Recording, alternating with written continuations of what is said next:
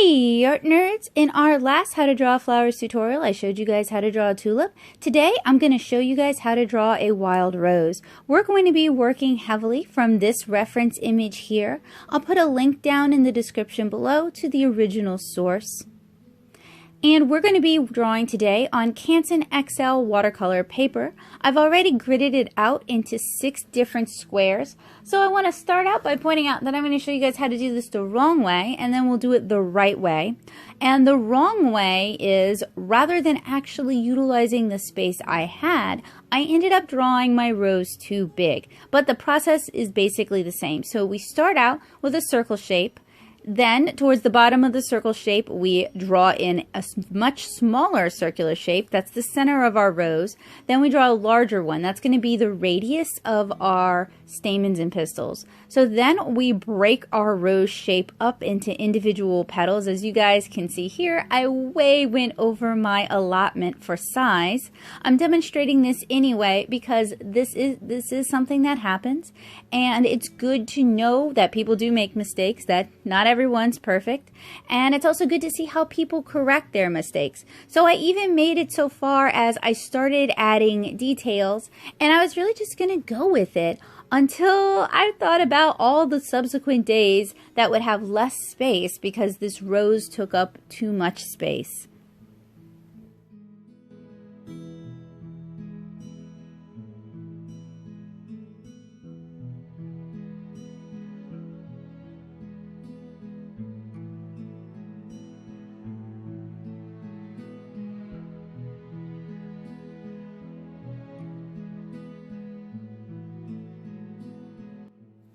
So I ended up erasing the whole thing and starting all over again, this time much smaller. So we draw our circle, we draw our smaller interior circle, then we draw a couple more circles to help us plan out where the stamen and pistils are going to go. Then we start blocking in the individual petal shapes. Now, these are kind of like oblong petal shapes, and then you can go ahead and add ruffles around the edges. And as I mentioned in the tulip video, when you're first starting getting used to drawing flowers, when this is still something that's kind of new to you or you don't do it that often, it works really well to work really heavily from the reference. So don't be ashamed of really relying on that reference for information and drawing what you actually see, not what you imagine to be there. So there is our base rose shape. It looks pretty funky right now, but we're going to tighten it up and add some more details, because really the details is what pulls it all together. In this How to Draw Flowers series, I'm trying to cover a bunch of different types of flowers because there's such a wide variety in flowers. I wanted to demonstrate not only how individual species look, but how there can be variations within the same species. So tomorrow I'm going to show you guys how to draw a cultivated rose. So with our widespread petals, I'm adding in some detail. I'm sketching in where the petals would overlap. And when I'm doing that, I'm kind of thinking like a bowl shape and how a bowl curls up. The same would go for the petals. Now for the pollen on the inside, I'm not actually going to draw them all in. I'm just drawing enough that it gives me mental information of how I want to handle these when I ink them later. And I'm drawing my sketch with a mechanical pencil that has H lead in it, so it's going to erase very cleanly when we're finished inking and we're ready to start watercoloring.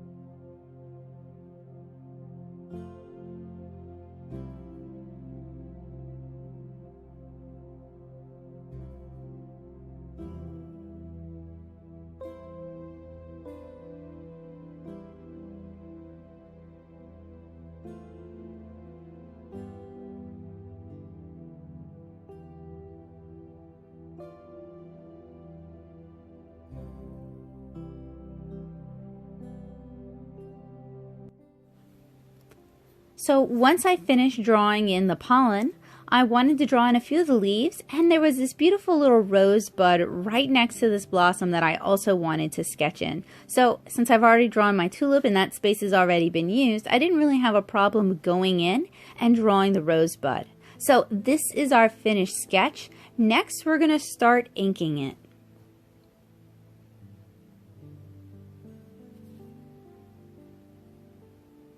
To ink it, I'm going to be using a Sakura Pigma FB brush pen. I like brush pens because I can get a lot of variation in my line weight, and I like the Sakura Pigma FB because it's alcohol marker and waterproof. So no matter how I choose to color this, we're still going to be able to see the ink and we're not going to have any bleeding or running. So I'm starting out at the center of my flower, drawing all those tiny little scales that we saw in the reference. And even though they're not particularly appealing looking, I don't know, I have a cluster thing, they really freak me out. I'm trying to be faithful to the reference because I feel like you have to understand what you're drawing before you can kind of change it up and add your own tweak. On that note though, I'm not going for photorealism. I'm a comic artist. I have a very cartoony style. So I'm going for kind of a blend between realistic and cartoony when I draw my flowers. Once I finish drawing those scales, I'm going to start drawing the pollen as well as the little stems that are holding those up.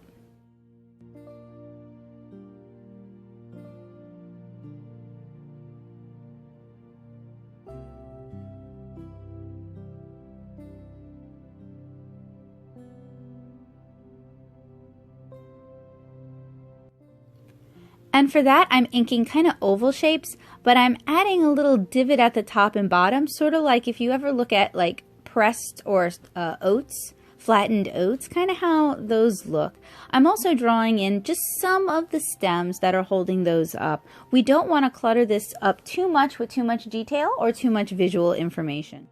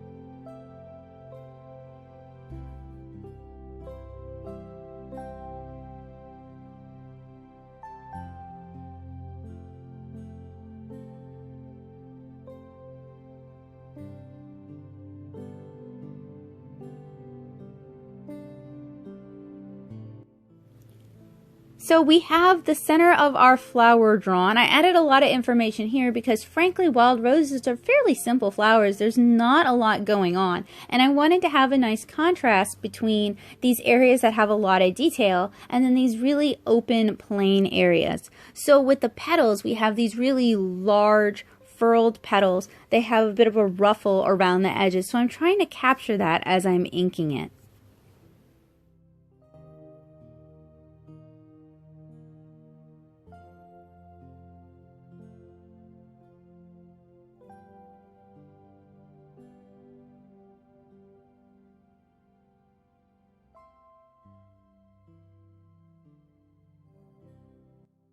I also went in and added some inked details, some of the striations on the petals to give us some sense of contour and what direction the petals are moving in, but also some of the little pink dots that we saw in the reference image. Now when I watercolor this, I'm definitely going to reinforce it with pink. I'm not going to rely super heavily on just the line art, but I did want to add them into the inks because I thought they'd really add some interest and some detail.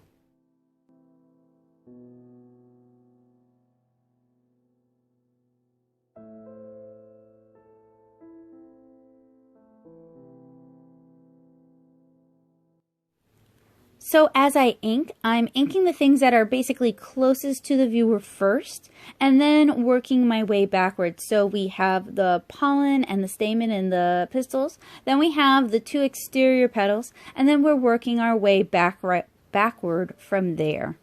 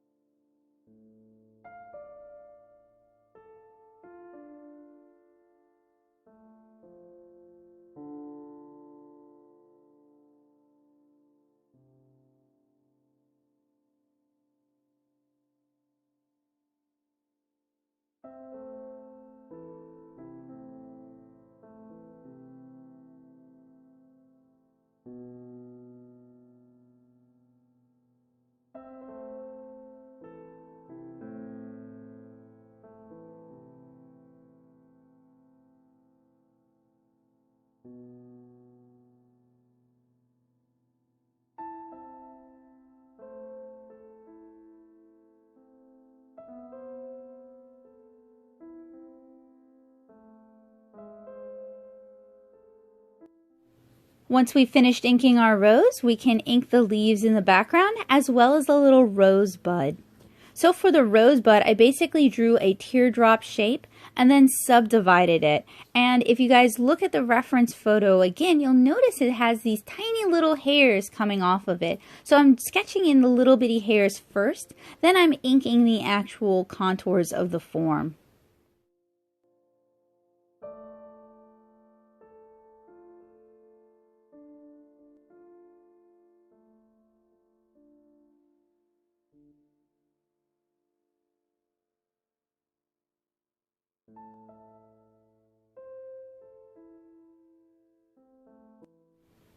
And now we have an inked illustration of a wild rose. I want to thank you guys so much for joining me today. If you guys have any flowers that you'd like to see me draw, let me know down in the comments below. I'm always interested in hearing your suggestions. And if you'd like to see more of my art, please check it out on Instagram.com/NattoSoup. I had so much fun drawing with you guys today, and I look forward to painting this wild rose with you guys in the future.